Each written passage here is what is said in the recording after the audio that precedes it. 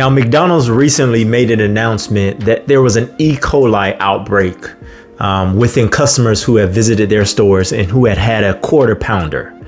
Now, they said it was regarding the slivering onions or something of that matter. Now, it's a very serious matter because people were injured and I think somebody actually passed away. So we don't want to take that lightly, and prayers up to those who were affected from a health standpoint because it could be a very serious matter. So with that said, when we get into the news, what ended up happening is McDonald's makes this announcement and then immediately the next day their stock tanks 5%. Now, based on their market cap, that 5% equates to over $11 billion in a day's loss.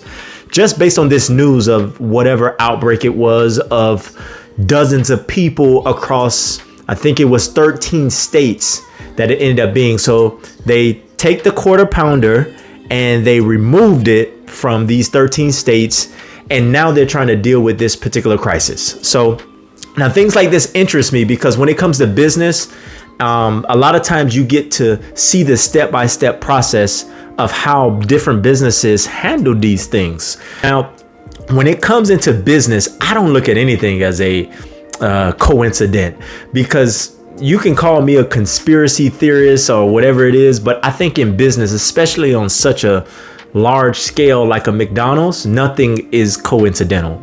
The US copyright just released that they'll be allowing the local franchise owners to fix a huge issues of having broken ice cream machines. And we'll get into the details about that and what this particular US copyright change could mean for McDonald's owners and how it would affect. But I think they're tied together. And I think it's a ploy from a business strategy standpoint and getting them back on track and recouping some of that $11 billion that left out. Let's get into some context behind what's going on. So we got the outbreak. I think October 22nd was the day that McDonald's made an announcement that they're going to remove the quarter pounder with cheese, without cheese, we don't know. Whatever it is, with slivering onions, they're removing it. They're getting it out of here, right?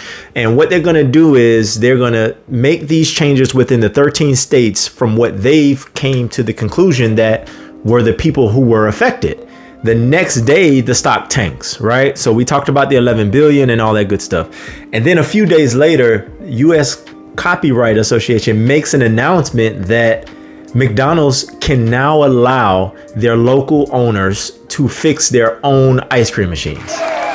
Okay, is this a coincidence? Well, if you ask me, it's not. It's a business strategy to help improve their reputation. We're talking about big, high-level business here. We're talking about billions and billions of dollars at stake. I don't think this thing is done by happenstance. Now, what happened was way back in 1957, McDonald's had a handshake agreement with a company called Taylor Company. And this Taylor Company is still around today, obviously, because they're still providing machines. They're ice cream maker. They had a handshake deal to provide McDonald's with ice cream making machines. And of course, ice cream making, McDonald's uses these machines to make McFlurries and soft serve and all that good stuff. But what Taylor did recently over the last couple of decades was to solidify this handshake agreement and continue to be profitable. They wanted only their technicians to fix their machines. So obviously, if you're on a local level, that affects you. Your machine breaks, you can't even unlock it from a software standpoint because of Taylor's lock from a digital standpoint. Now, McDonald's, if you ask them, it only affects, 5% of their stores at any time. But there's been a couple developments in terms of creators that have attempted to help solve or at least highlight this particular issue with ice cream, machines being broken. There was one company that goes by the name of McBroken, and basically it was an app, or it could still be an app. I didn't do a recent check, but it's an app that tracks machines that are down, and they use data from the McDonald's app to identify whether the ice cream machines were down or not. There was another app that took it a step further called Kitch. Now, Kitch had a different idea. They didn't want to just make the public aware. What they did, they wanted to help franchise owners fix the damn issue. McDonald's didn't like that for whatever reason. Maybe it was a legal thing. Maybe it was a CYA type of deal. And what we're talking about here today is how it affects business. But how this new ruling with the US copyright changing it, allowing local owners to fix their own issues, this could bring in more revenue to the stores.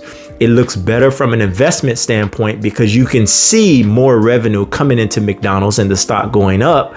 So could this be an opportunity to invest in McDonald's and get a quick 5, 10, 7% bump? Well, as of today, the stock hasn't fully recovered, but this might be along the steps of building back customer trust, building back investor confidence in the long term. Now, I'm really curious again how McDonald's navigates these particular crisis waters and how they handle this. I'm curious as to how this affects international McDonald's association. I mean, does Taylor have technicians in every country that operates a McDonald's? If you guys know that, definitely comment, let me know.